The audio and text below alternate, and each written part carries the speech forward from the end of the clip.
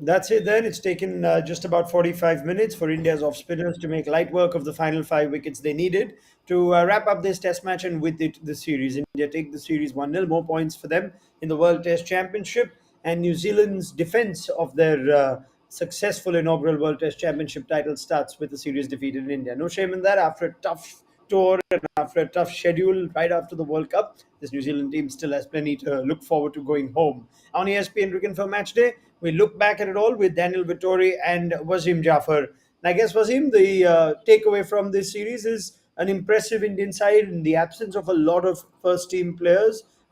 Coming back out of Kanpur, disappointed they didn't get the result. They're still managing to put in an emphatic win here. Yeah, impressive performance by the bench strength. I mean, like I said at the start, the top six was under pressure straight away. Uh, Most of the batters were, cementing their plays. The openers were new without Virat Kohli in Kanpur, Ajinkya Pujara under pressure. Uh, Even the top bowlers, I mean, Bumrah, Shami not playing, but they still showed, what kind of bench strength, what kind of depth we have. So very impressive performance.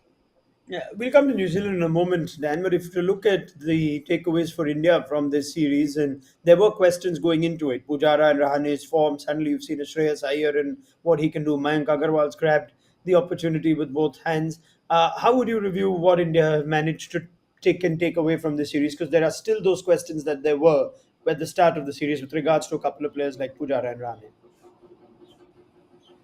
Well, I think this is India as advertised in home conditions, and this performance was what we've seen from them in the past. Big scores on the board, and then dominant performance by their spinners. And so, the usual suspects, I suppose, stood up in terms of Ashwin and their spin bowling attack, and then complemented by Siraj's performance today. I think they still will ask some questions around their batting unit. Mayank was the difference today in this Test match. I mean, no one else really dominated with the bat, and there were question marks on him coming in. And he's proven himself in this Test match. Pujara still probably hasn't quite answered those questions, albeit he has an amazing track record and one that deserves some leeway. And Shreyas Iyer was the one who stepped up in the first Test match, but not so much in this one. So it'll be interesting how India go into that South African series with their selection. I think they'll back their tried and tested bowlers, but that batting unit will be fascinating. I guess the balance, Wasim, is a lot of fans would be saying, yeah, right, it's now time to get Shreyas Iyer in, but we have to always remember the balance between scoring runs at home versus what will be a very different ball game in South Africa. And there's always going to be a temptation to go for the experience, go for the guys that have played there, performed there.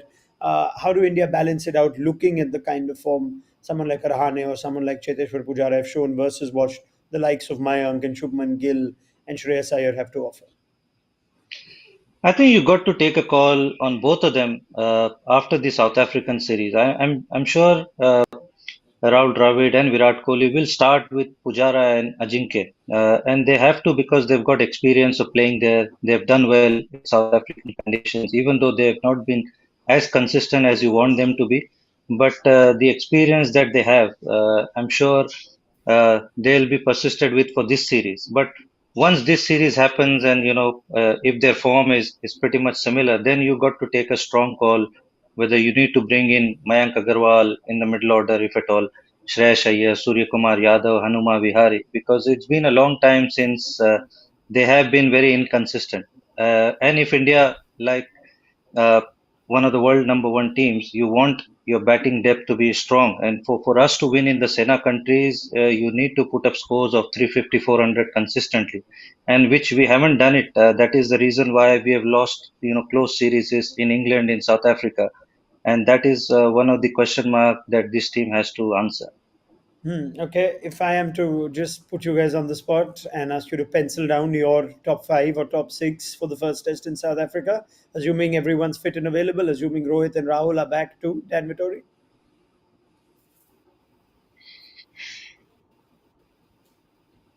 do you choose a moment to not be able to hear me, Dan? Okay, I'm going to I come to think Dan I in a think minute. Until then, I'll go I'll to I'll Wasim. I think I'll go with KL and Rohit for sure. I'll still go with Pujara. I'll go with Pujara, Virat Kohli, Ajinkya Rahane, and Shreyas Iyer. and then Rishabh Pant. That is going to be my top six because, like I said, you need to start with your experienced players and then see where they are after a couple of test matches and then take it from there. Okay, just one question in there is, poor Hanuma Vihari, not even considered for this home series, sent to the A tour, but you wouldn't put him ahead of Shreyas Iyer, Wasim? I mean, I was very sad that he was not picked and he was sent to South Africa because I think he deserved to be in this Test squad. He deserved to be playing because he's always played away from home. He's always played in tough conditions, so he deserved to be in this playing 11. And the opportunity that Shreyas got, he should have got that opportunity. And you never know the kind of runs that Shreyas got, he would have got it as well. So it's really unfair on him that he hardly get. I mean, he's not even played one test match in India, and we have already looking at him playing in South Africa. So that is a little bit unfair to that guy. All right, let me get Dan Vittori's top six, assuming everyone fit and available. Dan, go for Kohli, and then it. I'll do it in that order. I think obviously Rohit and KL will come in back in. I think they will back Pujara at the start of it, and I think that's the right thing to do in South Africa because of the experience and the fact that the likely replacements just don't have the track record of him, and it is a tough ask. So Pujara at three, Kohli at four, and then I would stick with Rahane at five, just once again because of the experience in these conditions. And I think this is a series that is going to be incredibly tough, and you don't necessarily want to throw these new batsmen into these tough conditions. So I'd be comfortable with that top five going into the South African series. All right, very well. Let's talk about the bowling now. What about Akshar Patel at Kanpur and Mohammad Siraj in Mumbai? Akshar's had a great start to his career, was he? But perhaps Kanpur was a more challenging surface to get wickets on. I think so. I think it was more challenging because there was hardly, the spin was very slow. There was hardly any bounce, but he was consistent. He was always attacking the stumps, and that's his strength. Even Jadeja, for that matter, they always attack the stumps and they wait for the batters to make mistake. So that is the reason why they are impressive. When they get a little bit of spin, they exploit it really really well. And Mumbai, obviously, they've enjoyed bowling on Mumbai because it's a red soil. The ball spins with a lot of bounce and pace. So all three spinners, enjoyed. I'm sure Jadeja, would have missed that opportunity, but Jayant Yadav in the second inning Yeah. grabbed his opportunity. Yeah, Akshar Patel's got runs with the bat too, so he puts his name up there. Would he still be part of a squad for you as a backup to Jadeja? I mean, I'm guessing you only have room for one spinner, so Akshar is still third, Wasim, for you? I think so. I think you need to stick with Akshar Patel because he's a long-term, I feel, long-term guy who can bat, who can bowl, a decent fielder, and he's always going to come handy at number seven and eight. So you need to stick with him as your third seamer, third spinner. Sorry. Yeah, and speaking of the third seamer, Mohammad Siraj, has he put his name out there to play ahead of an Ishan Sharma? Are we backing experience there too? Dan Vittori in South Africa. There's something about Siraj that makes you want to play him in almost every test match if he's available. Yeah, I mean, firstly on XR, I just want to say I'd be fascinated to see if his form translates to different conditions. I mean, obviously exceptional bowler in India because of his consistency and the fact that he bowls round arm and with a little bit of underspin, it does work in India. So whether he can be as successful in other parts of the world will be fascinating. But I think he deserves that chance, just like Siraj deserves that chance. I think he is something special. And I think every time he comes into a test match, something happens, and Kohli goes to him quite a bit to bring some energy, and his pace remains the same, and he runs in hard, and he just does everything you want from a fast bowler. And that's not to diminish from Ishant Sharma at all, but I just think the timing is right for someone like Siraj to come in these South African conditions and offer something pretty special for an Indian bowling lineup. All right, now what about New Zealand, right? There's a review that ought to be done for them. It'll always be done with a little bit of sympathy, given the schedule that they had to endure coming to India right after the World Cup. But if you look at takeaways for this New Zealand side, injury-ridden, workload, was hard on them, Dan. But what would be the first set of takeaways? Would you be too critical on their batting?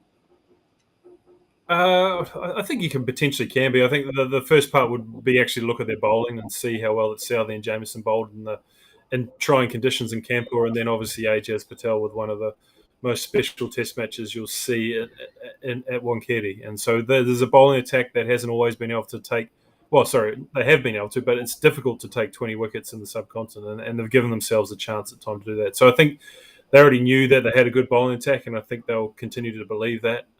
With the batting, they obviously will feel let down within themselves. Apart from that Will Young and Tom Latham partnership in Kanpur, we probably didn't see the best of the New Zealand batsmen, and there's obviously some reasons for that.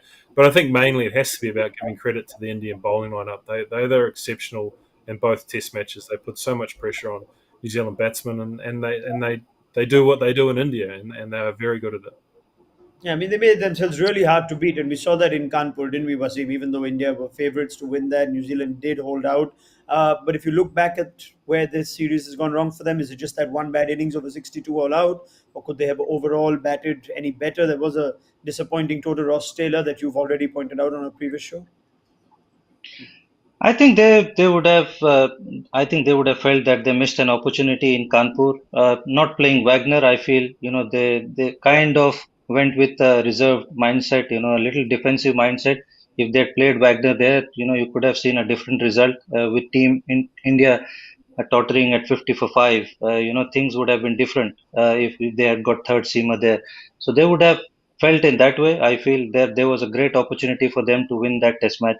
But obviously in Mumbai, they were totally outplayed. Nobody backed up Ijaz Patel. I thought that was one of the things that if he himself carried the New Zealand attack, and 325 on that wicket, I think was far too many, considering the ball was spinning so much. But I just feel that New Zealand, being the world number one team, Ronak, I feel they need to do well away from home. Like we always challenge the Indian team that they need to win. Like India has won a couple of series in Australia. They've now up in England. So the world number one team needs to be, I feel, more consistent away from home. New Zealand is far too good in their own conditions. Uh, they've beaten England in England. Pretty much similar condition. They won the World Test Championship final, which was again pretty similar conditions. But for challenge for them as a number one side to do well away from home, and that is going to be a challenge for India also. And I feel comparatively, India is little bit. I feel that the teams fear India more compared to New Zealand. That is the only thing I feel. Now, The only we thing. don't see too many teams doing well away from home. So Yeah. that is going to be a challenge for this Indian team also. Dan, care to extend on that point? Yeah, no, I think it's a very fair point. I think the ability for teams to win away from home is the final frontier. And for New Zealand, it's winning in India first, to win a test match. This has been since 1988, and then to win a test series in Australia. I think it's been 85, 86. So those are the two big challenges for this New Zealand team. And I think they think about that a lot because they've achieved so much. And those are the two things that they really want to tick off whilst they have such an amazing cricket team at the moment. But it's the same challenge for every team in world cricket. Can you win away from home? And we see how hard it is to do that. And an Indian team where in Australia, that's risked those sides so much and thought so highly of them. So to tick off wins away from home, England, India, South Africa is the final frontier for every team. All right. And as far as New Zealand going forward goes, they will be strengthened, you think, then, with the return of Kane Williamson, Devon Conway. Has the Daryl Mitchell done enough to command a place for the long run in New Zealand's Test 11? Does it get a bit crowded now for Ross Taylor? Well, the fascinating thing will be if you look at New Zealand's last Test matches in New Zealand, they played Colin de Grandhomme at 7, and then they played 4 fast bowlers, and Jameson, Bolt, Southey, and Wagner, whose records in New Zealand are incredible. So, can you fit in the spin bowler who just took 10 wickets in an innings into our next Test team is going to be the challenge, and I sincerely hope they do because I think he has deserved it, and to be the team that Wasim talked about, being able to win in all conditions, then you have to have a spin bowler who can perform in all conditions, and I think he needs that opportunity when he plays in New Zealand. So look, I think Bolt will obviously come back in. Hopefully Williamson is fit, and obviously hopefully Conway is fit. And when you put those three players into a Test match lineup, you look pretty strong on paper. So New Zealand is always a strong team at home, as we talked about for other teams, so they'll be feeling pretty good. And I think Mitchell will enough to slot against.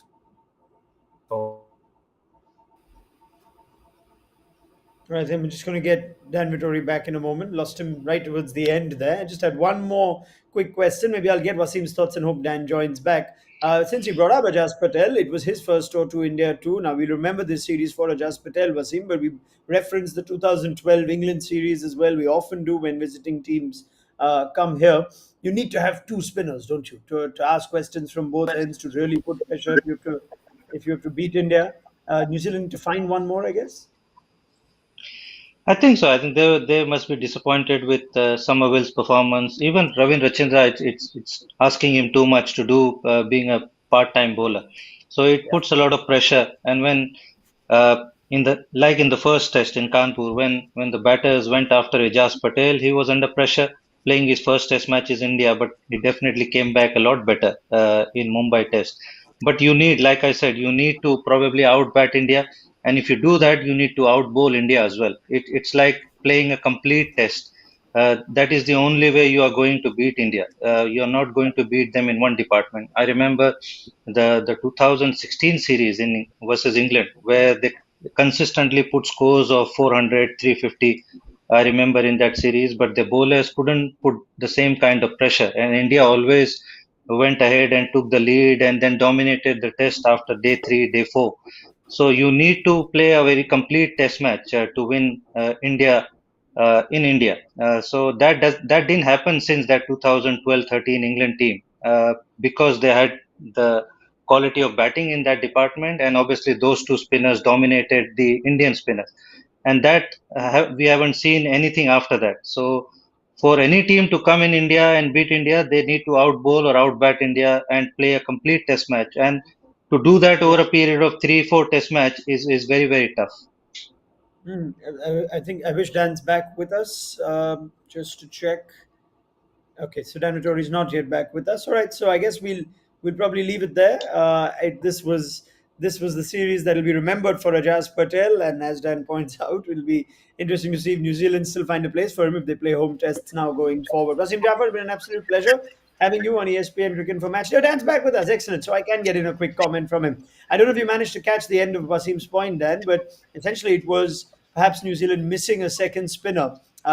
We need two spinners from an overseas team to really put pressure from both ends, and maybe New Zealand to find that second spinner to help Ajaz Patel in the subcontinent. Though it's a hard thing to do, given they don't play a spinner like you point out at home.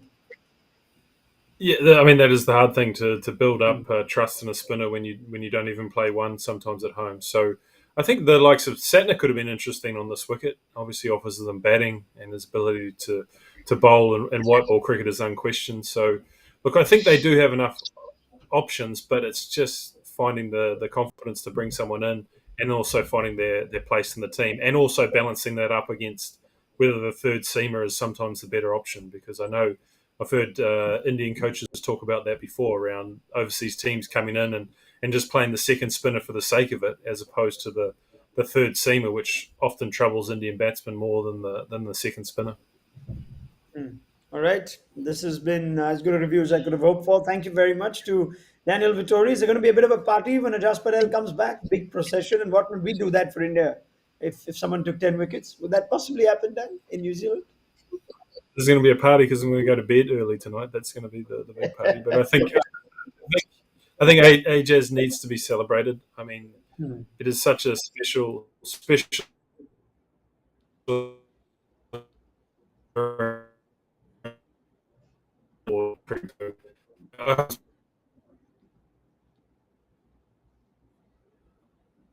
All right, I guess that tells us now. We've spoken enough of this test and this series. So a big thank you to Wasim Jaffer and Daniel Vittori. I think I've got Wasim back. Wasim, it's been an absolute pleasure having you on ESPN Cricket for Match Day. I'm sure we'll get you on again very soon. Thank you so much, Wasim.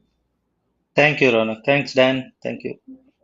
And big thank you to Daniel Vittori too. We'll see more of him on our network soon enough. A bit of a break, and then comes South Africa. Should make for a fascinating series. We'll have you covered as always on ESPN Cricket for Match Day. Until then, goodbye.